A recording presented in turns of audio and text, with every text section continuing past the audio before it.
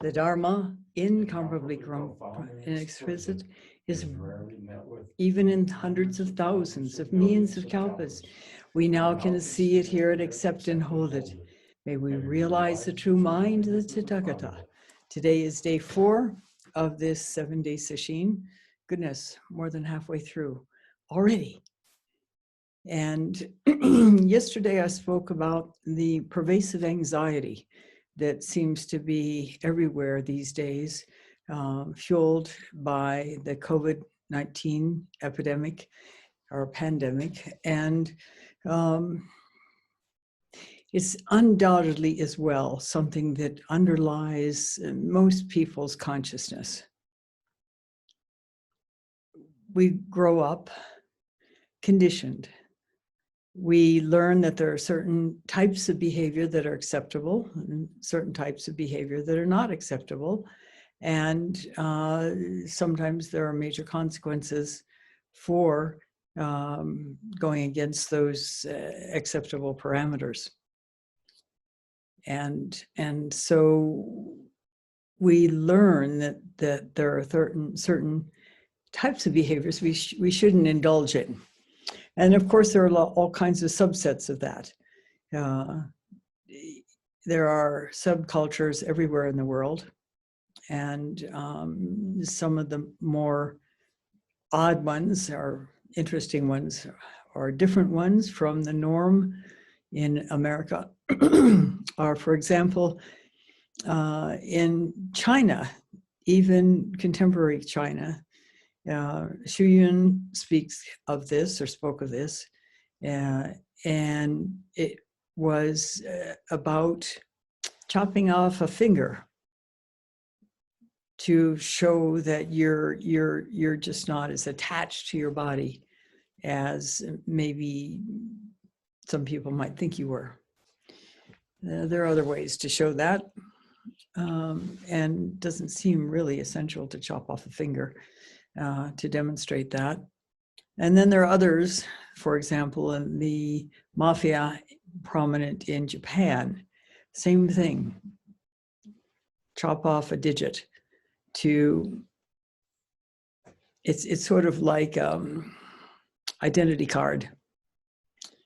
And then there are the gangs in different parts of the world, different parts of America, for example, where you're not really part of the gang unless you have committed a murder, unless you've killed somebody. And that is the entrance fee, so to speak, to becoming a gang member.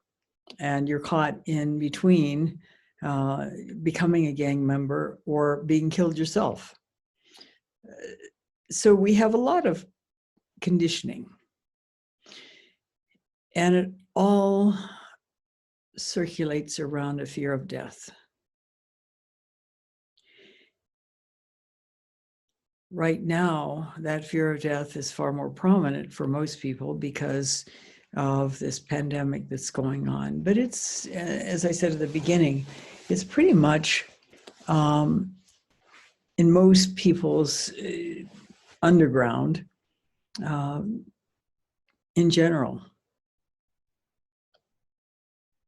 And it has to do with a misunderstanding of who we are, a misunderstanding of the truth of reality. And here I'd like to share some of the quotes that were gathered by Roshi Kapleau in his second book, The Wheel of Death, which hasn't been in print forever, and which he wrote an update to.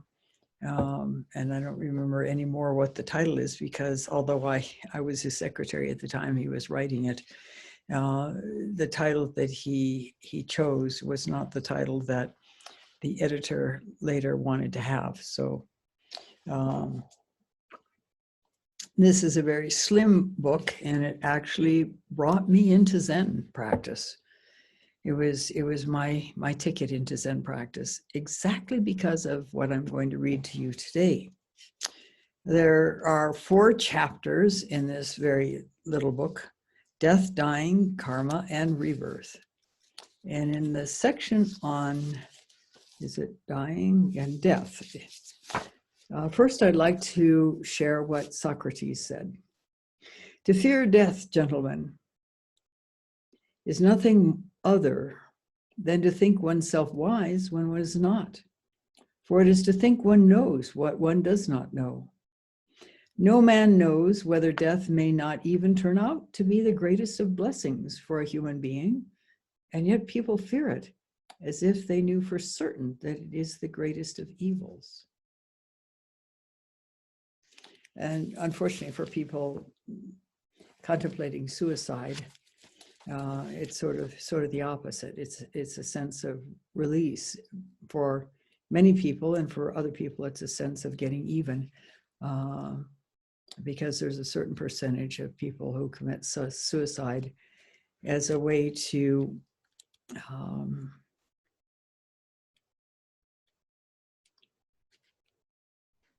well, let's just not go back into that. That's for psychology. And then Apollonius of Tyana, who says, there is no death of anyone.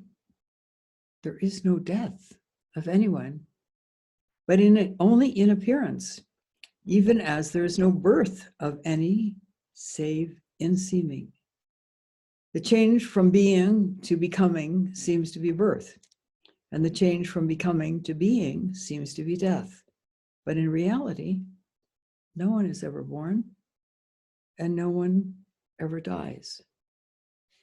And yet, we have plenty of experience by the time we get to an older age of seeing mute, cold, rigid bodies in coffins, of what used to be people who were active and moving around and speaking and so on and so forth, and suddenly are no longer. And that we call death. But who we really are, who is that? Apollonius of Tyana is not the only human being to have said that there is no death, there is no birth, other than in appearance. The Buddha said the same thing. Who are we really? What is it that gets born? That face before our parents were born, which is here right now. Where is it? How can it be that we had a face before our parents were born? And here we need to be very careful about how we interpret face. Human beings are a collection of energy, a collection of vibrations that function in different ways, and there are myriad ways in which human beings function. And there are myriad things that can happen to this functioning human being, good and bad, if you want to measure it by that. There's now just recently been known that there appears for a small subset of people who have ALS, Lou Gehrig's disease, which is a continuing downhill worsening of neurological death, that for a small subset of that condition, there seems to be some hope for at least staving off further deterioration.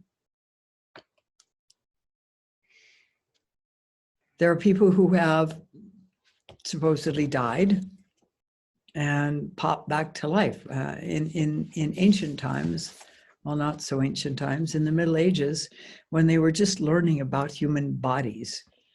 And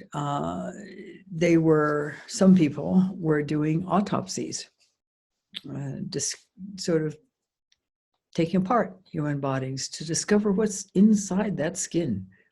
And there's one case, at least, of a doctor starting to cut open a corpse, and suddenly the corpse sits up and is, it turns out, very much alive, The doctor, however, had a heart attack and died. There's a lot of mysteries. Let's share a few more insights. Another one, Epictetus. And what is the end of this illness? Nothing worse than death. Will you realize once and for all that it is not death that is the source of all man's evils and of a mean and cowardly spirit, but rather the fear of death. Against this fear, then, I would have you discipline yourself.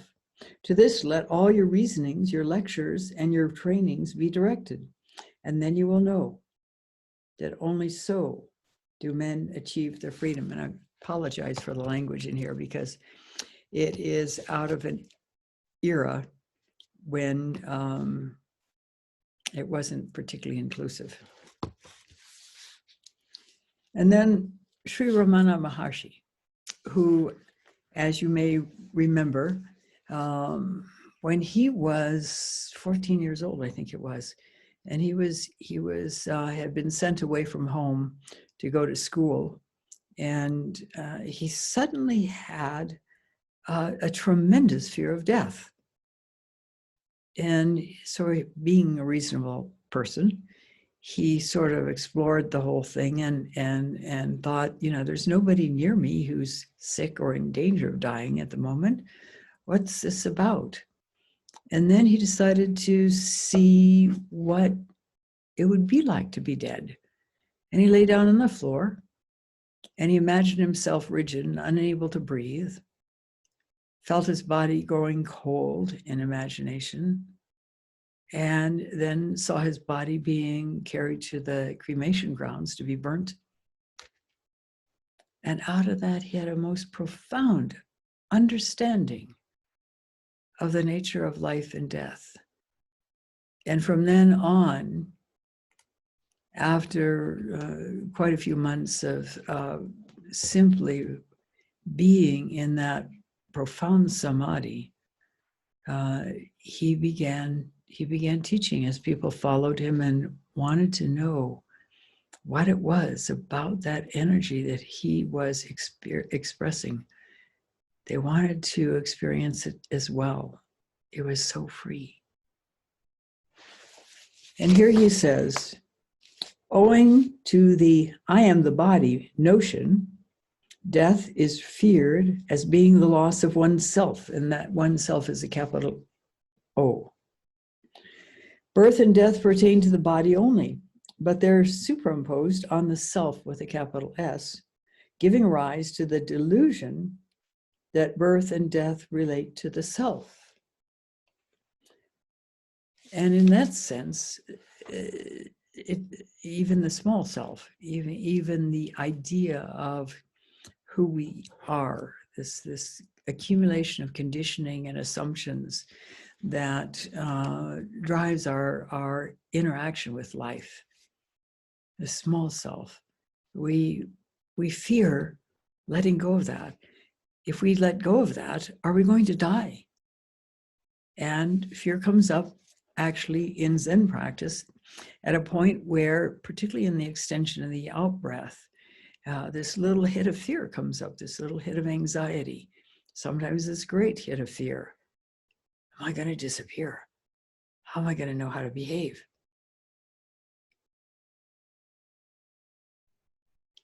I have a friend, a Mexican friend, who's a therapist, who in a session that we were both at in Mexico, had a Kensho experience. And afterwards she said to me, I honestly thought I was dying.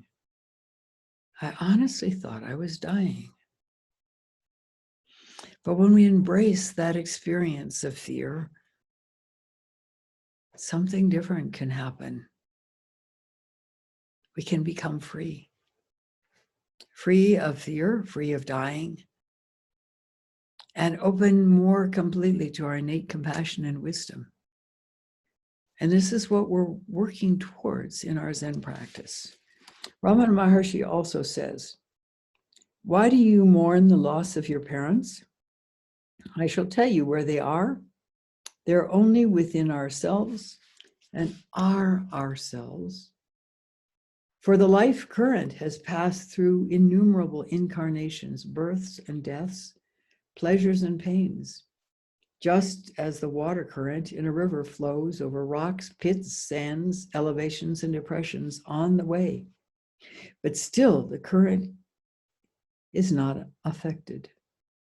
Again, the pleasures and pains, births and deaths are like undulations on the surface of the seeming water in the mirage of the ego. The only reality is the self with a capital S, from where the ego appears and runs through thoughts, which manifest themselves as the universe, and in which the mothers and fathers, friends and relatives appear and disappear, along with anger and rage and sadness and anxiety and all the other emotions and a myriad of thoughts. They are nothing but manifestations of the self, capital S. And we have so many examples of people through history who have simply let go. Even personal examples, like my father, for example, or Mitra-roshi. Mitra-roshi was attended by a doctor who specialized in end-of-life care. And he was, what was he, 91 years old, just short of 92. And it was clear he was dying. And so by that time he was in a wheelchair because he was so incapacitated from Parkinson's, as was my father. And so knowing how much he loved the sun, for a long time they used to call him a lizard because he would go and bake in the sun. He just loved the sun. It may have been because he never got warm after living in icy Japan for 11 years. But at any rate, they wheeled his wheelchair out into the Zen Center garden, and there he was, surrounded by his students, and his daughter, I think, was there too. Gradually, and the doctor also, gradually he simply let go. And the doctor, who later wrote a book, wrote in it that was the most peaceful death he had witnessed. Yongey Mingyu Rinpoche, the young Tulku, considered a reincarnation of an ancient master, had been into his 30s, teaching all over the world. He'd been training since he was a kid in Buddhist practice, Tibetan Buddhist practice. And at a certain point, as many of you know, he chose to go out into the world unknown and alone, which he'd never done before. Even as a child, he was accompanied. And certainly as an adult, he always had an attendant. In fact, he wrote at one point about there was some kind of a document that his family needed to get that would allow him to do something or other, go out of the country or something. And so his mother and an attendant and he went to the capital, I think it was probably Kathmandu, because he grew up in Nepal. And he was deposited in a restaurant. A meal was ordered for him, and the attendant and his mother set off for the government office. So Yongey Rinpoche ate his meal, got bored, and decided to go to the office and find them. And he did, and it caused all kinds of alarm between his mom and his attendant, that he would leave the restaurant and venture out alone. And he writes about this in this book, In Love with the World, A Monk's Journey Through the Bardos of Living and Dying. And he adds at the end of this story that he wasn't 7 years old. He was 17. And yet he was under that level of protection and that level of concern that he remained protected. So it took him quite a long time, over a year, to make plans and to set into play a way that he could basically leave the monastery he was head of undetected and head out. And he was living in India at the time. He went to Varanasi, and it was quite a series of adventures for him. He encountered a lot of challenges in both his attitudes and his comfort.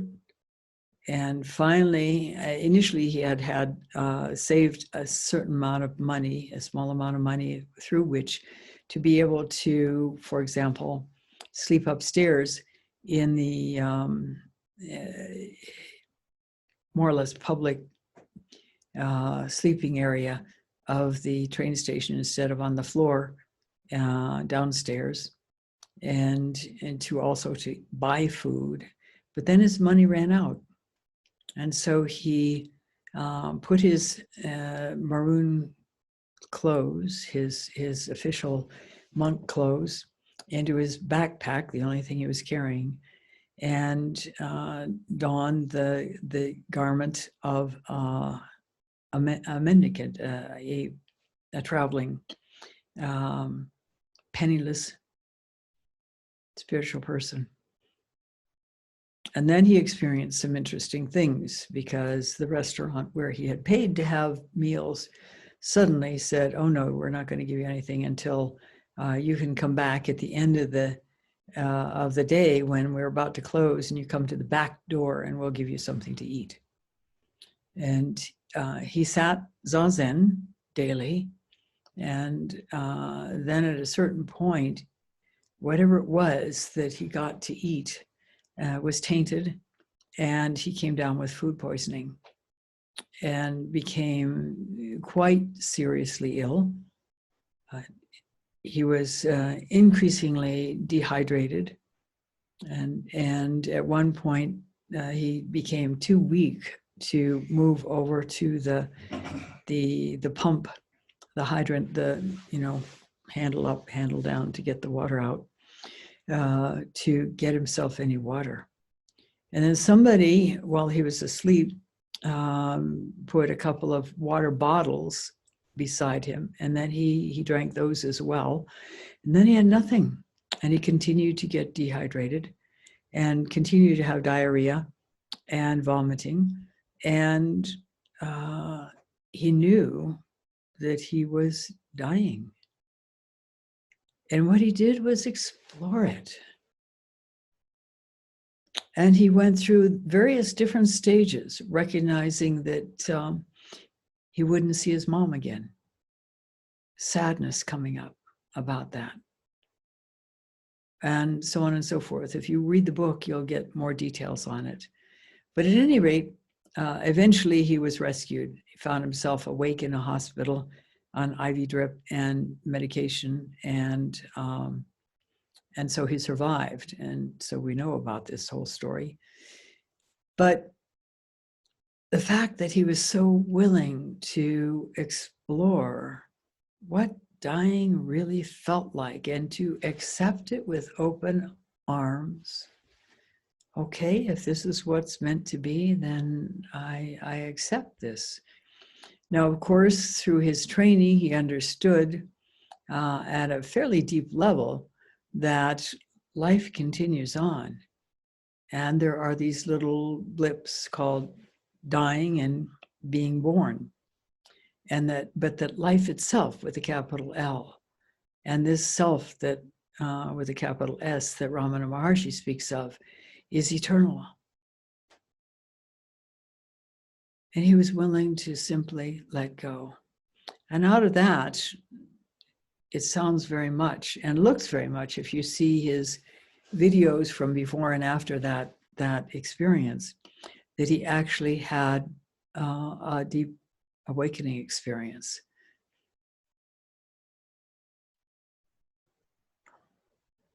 How will it be, as the verse in the koan goes, when the light of our eyes is falling? Will you be like the crab with its 7 arms and 8 legs, struggling to get out of the boiling water? Or having understood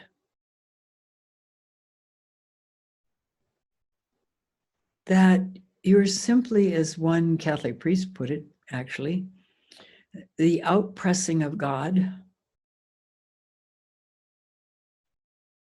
a manifestation of the beingness of the universe.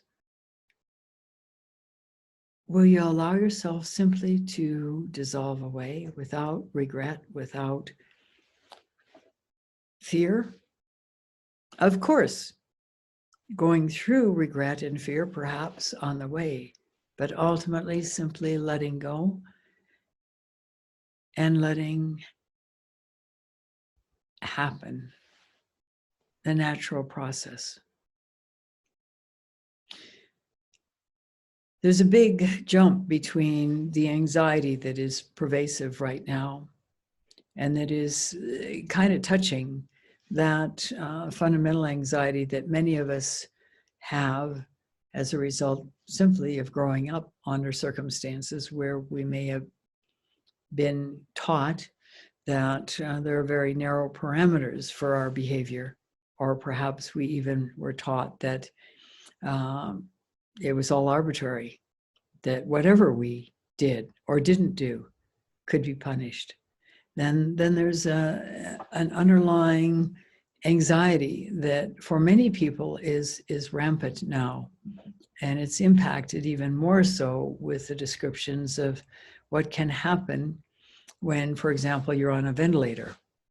I have a student in California who has 2 major autoimmune conditions that cause her to go into anaphylactic shock several times a week. And when she does that, sometimes her heart stops. And somehow she has survived this so far. She's quite young, not anywhere near 40 years old, for example. And also everyone else in the studies that she's been in has died. Her situation is such that it's quite rare in the United States. She's been on a ventilator multiple times and has protested every time, but somehow it keeps happening. And it's been exceedingly traumatic for her. In fact, she's got PTSD as a result of that. So there are these things that are coming to light also.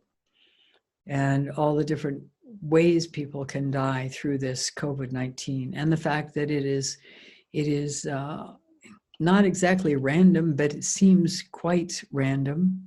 There are some known factors that make us more vulnerable: age, underlying conditions such as obesity and diabetes and heart conditions and so on. But there are also perfectly healthy young people who die from it. So here is this wonderful opportunity for each one of us to walk right into that energy of anxiety and fear, just as Ramana Maharshi did. And perhaps with some of the same results. Jacques Lucéron did that in Buchenwald, dying, felt exactly what was going on in his body, tuned in to every single symptom and felt it completely.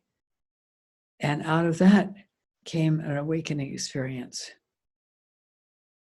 And even should we die,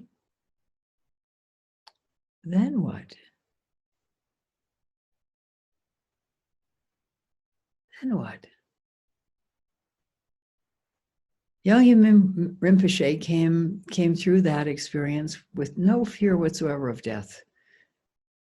Of course, he had had long training in the Tibetan tradition with practices that make it less challenging, perhaps, to die, and that assist in the ability to move freely into what is inevitable.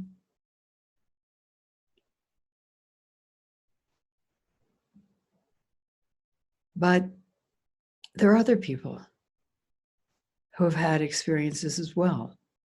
There are many who have had near-death experiences and come back and lost their fear of dying. So, how will it be for each of us when the light of our eyes is falling? Will we be like the crab with its 7 arms and 8 legs struggling to get out of the boiling water? Or will we simply, peacefully, easily, fundamentally one with the process, let go? Our Zazen can prepare us for this. And one reason why Zazen is such a challenge is that through the process of doing Zazen, we do let go. And in the process of letting go, or in the process of doing Zazen, things that we don't want to see are revealed. And so both of those aspects of practice can make it challenging, difficult. And then there's the further factor of modern society is so full of distraction. We have our electronic toys. From the 1950s, we had television, although back then it was not, there was not programming 24/7, which there is now. And since then, computers, personal computers, iPads, telephones, which are mini computers, video games, all kinds of ways to distract ourselves from the present moment. And all of this also has the effect of conditioning our brain to want a change, a constant change. There are people who are actually prominent authors who've written books, who now admit that they can't even read more than a few pages of a book before they get distracted or something else. So this also makes practice difficult. And this is why persistence, stubbornness, dogged stubbornness, and a willingness to keep going even when it's frustrating, even when we lose faith. Hopefully we don't lose faith, as that is also one of the important aspects of practice, that regardless of how it is right now, as long as we keep up the practice, we keep reaching, we keep searching, we keep opening, we'll eventually reach that that goal that's promised. And of course, the big question of, is what I'm experiencing right now the truth? Is this anxiety coming out of the truth, or is this anxiety something that is inhibiting me from comprehending the truth? Because the truth, as has been expressed in many different religions, will set us free, and it will. So give yourself stubbornly, to this extended out breath with that openness to possibility that you might reach far enough with this next breath to open to that amazing freedom that so many have experienced. So that in opening to that, it won't be a problem when you die. Because so far, in all of history, there's been no one to avoid that dying. But why not take advantage of the fear, of the anxiety, and use it to be really curious? Maybe we don't understand what it's really about. Maybe there is something more free. Maybe it is not a big deal. Maybe, like Socrates says, what we think is because we're not as wise as we think we are. And what the Buddha says, and Apollonius of Tyana, and Srimad Ramana Maharshi, and countless people who have practiced deeply enough to lose that fear.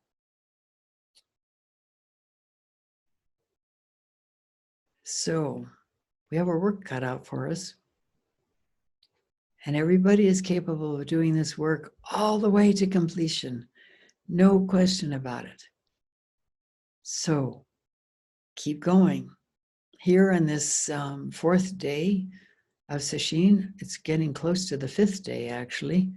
There's so much opportunity because you've already been doing practice these days.